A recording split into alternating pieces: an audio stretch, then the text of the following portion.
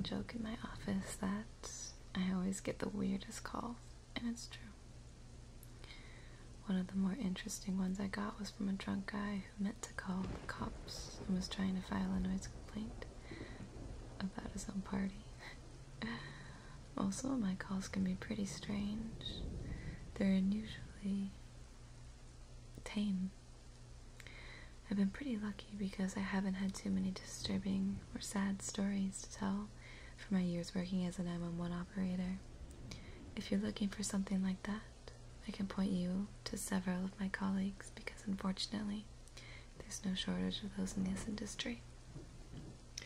The call that particularly sticks in my mind is one that I had about a year or two ago. Now, I can honestly say that it's one of the most frightening experiences of my entire life, and I think it's going to stick with me forever. It had actually been a fairly slow afternoon that day. I know it sounds kind of insensitive, but if you're not taking a call, this job can get pretty boring.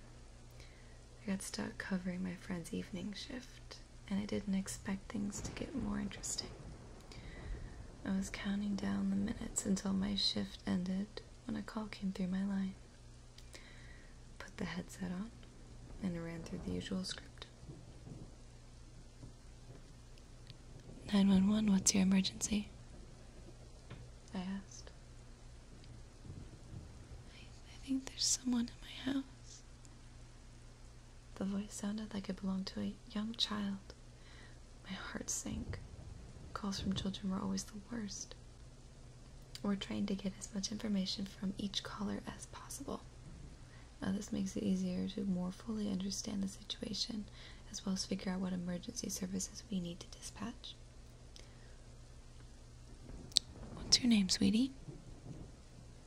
I kept my voice calm and upbeat. There was no need in scaring them any further than they already probably were. Elizabeth, she said softly. I think she might have been crying.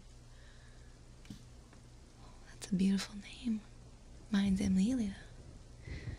Even though I didn't show it, I was beginning to get nervous.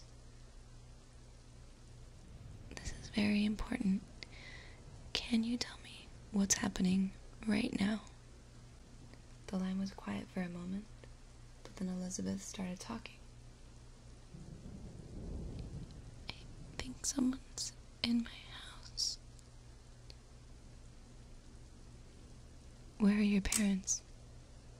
I asked. They're not home. I'm not sure where they are. I was pretty angry when I heard this. What kind of parents leave a little girl home alone this late at night? Is there anyone else there with you? Yeah, they're looking for me. Elizabeth began, but her voice abruptly stopped at the very end of her sentence. Had it not been for her quiet, frightened breaths, I would have thought that she, or whoever else was there, had hung up. They said my name. She was definitely crying now. Where are you right now? I heard a door close. In my parents' closet. She spoke a little louder now, probably thinking that the intruder wouldn't be able to hear her from in there. I hope she was right. I was glad that she knew to hide. A lot of kids freeze up in dangerous situations like this, especially if their parents or an older sibling aren't there. I asked her for her address, which she gave me, but for the sake of privacy, I will only say that Elizabeth's house was in a fairly nice neighborhood in my area, and it wasn't far from the police station, which was very helpful.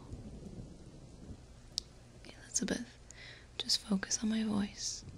I need you to try to relax. I'm sending the police to your house right now, and they should be there in about 5 minutes. Can you hold on until then? Even though I would normally get more information about the intruder, I always tend to err on the side of caution when children call 911. I'd much rather send someone and have it be a false alarm than risk their safety. Elizabeth did not answer my question. and it took her longer than I was comfortable with to respond. When she did, it was only one word. Listen. I heard the phone crackle as she brought it away from her ear and held it out in front of her. At first I didn't hear anything, but as I focused on the background noise, I noticed a lot of whispering. I couldn't tell what they were saying, but it definitely sounded like it was coming from more than one person. I hoped the police would get there in time. As much as I help people with my job and as many lives as I've saved, it's always so frustrating that I can't do anything myself other than wait and talk. Elizabeth's voice came out in hushed sobs. He's coming up here, please help. The police are almost there. I need you to be quiet so he doesn't hear you, sweetie. You're gonna be okay, I promise. She seemed to calm down a bit. Everything was quiet for a moment, save for the whispering, which was much louder now. I still didn't know what they were saying, but I was sure it was coming from multiple people. I could pick out at least 3 distinct voices. When I heard a door open through the phone, my heart leapt. Elizabeth screamed, and I knew that the intruders had found her. I was so scared for her, and I desperately hoped that someone would be there to help her soon. Are you okay? I need you to tell me what's going on. I was trying, and failing, to stop my voice from cracking. I couldn't let her know I was afraid.